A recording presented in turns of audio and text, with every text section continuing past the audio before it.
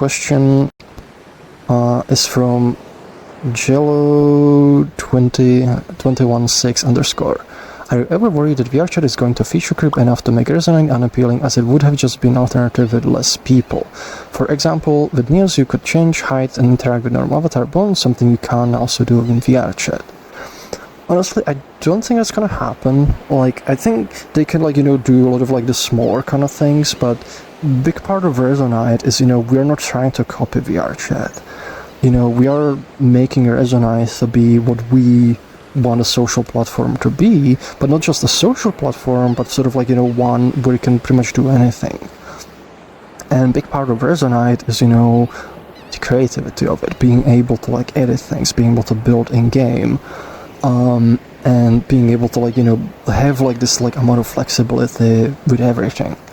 And even, like, more long-term, like, we want Resonite to be, something where you can work, where you can build your virtual studio, where you can produce content, like, where you can do, like, 3D modeling, where you can, like, do pretty much whatever you imagine, like, something that goes beyond a social VR platform. And I don't think, like, they're gonna be able to replicate that, because in order to do a lot of, like, what Resonite does, especially with, like, the interactivity of the stuff, you have to build the engine from the fundamentals. And that's, the big part of, like, where our benefit is that we put a lot of work into, Froox engine, into the data model. And we build the entire engine around the data model to enable all of this. And it's, if you wanted to do, something that Resonite does, like, to this level, with existing solutions, like, it's one of those things where if you just tack it on, with the traditional approach, it's, like, ends up, like, falling under its weight. So I do think, like, Resonite is gonna be, especially as the time goes on, Resonite is gonna be more kind of distinct in what it offers to users, where the social aspect is, is just part of it, but there's, like, lots of other things to do that, like, are not possible to do in other software, and then necessarily, are not even focused, like, on the social aspect, but where the social aspect is more just making things natural. Because one of the things I like to think about is, in the real life, you can visit a friend, and the friend can be, like, they can be in their workshop, and it could be, like, messing with things, and you can be hanging out with them while they kind of work on their stuff and chatting about things. Or like, maybe the friend is, like, painting something, or whatever task they're doing, they do not exist, in a completely different form of reality, where, like, you wouldn't be able to, like, join them and interact with them. But that's kind of, like, how things are a lot, like, in virtual software. Like, if somebody's, like, in some kind of, like, say, sculpting, like, VR sculpting tool, they're sort of, unless the tool actually has, like, multiplayer, they're gonna be, isolated, they're gonna be on their own, you cannot visit them until they are finished with a task.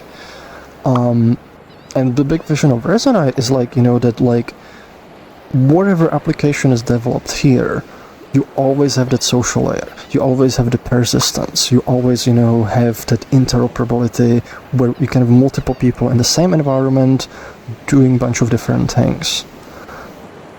Because, like, I feel like we don't even, like, think about it, where in real life, like, you can socialize in so many different contexts, doing so many different things, that, like, oftentimes it's not, like, the socialization isn't something you think about, it's just the way the real world works. You can talk to people, you can see them, you can move around them.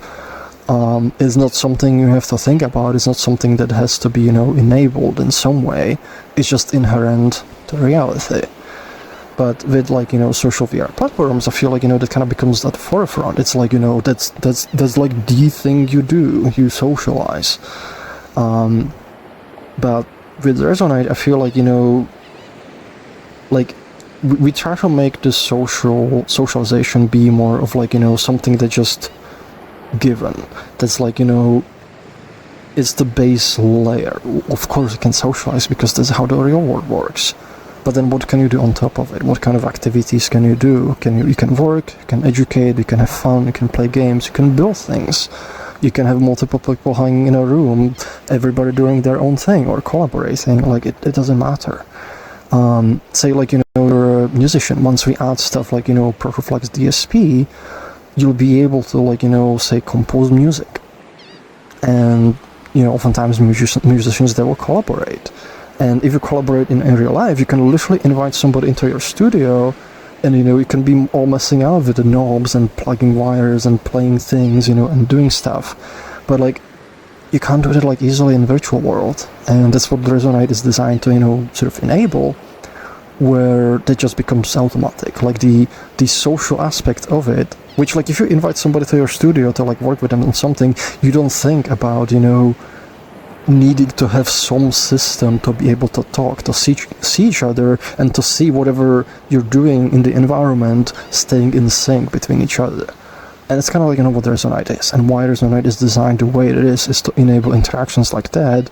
And I think that's the biggest advantage, like, over other platforms, because the other platforms, they more focus, they make their social thing the main thing, and then they'll tack on a few other things about it, but, like, they'll not able to do it in sort of, in such a fundamental way that we do. So, like, long term, like, I don't not really, like, worried, because, like, so far, like, what I've kind of seen is, like, it's this kind of smaller things, but I don't think the fundamental aspect of Resonite is something that can be, I don't think you are able to get there with feature creeping. Like, I think you can do, like, some surface things.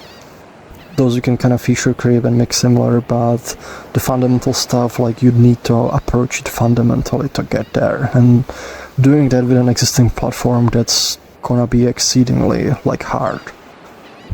Like, it was, and I can tell it's already hard to do it, from scratch, because I've been working on Froox engine for, I don't even know how long. I think it's over a decade, like, with a lot of the principles of it and stuff.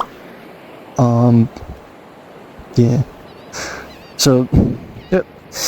I don't know what else to, like, say on this one, like, at this point, but I hope that kind of answers the question.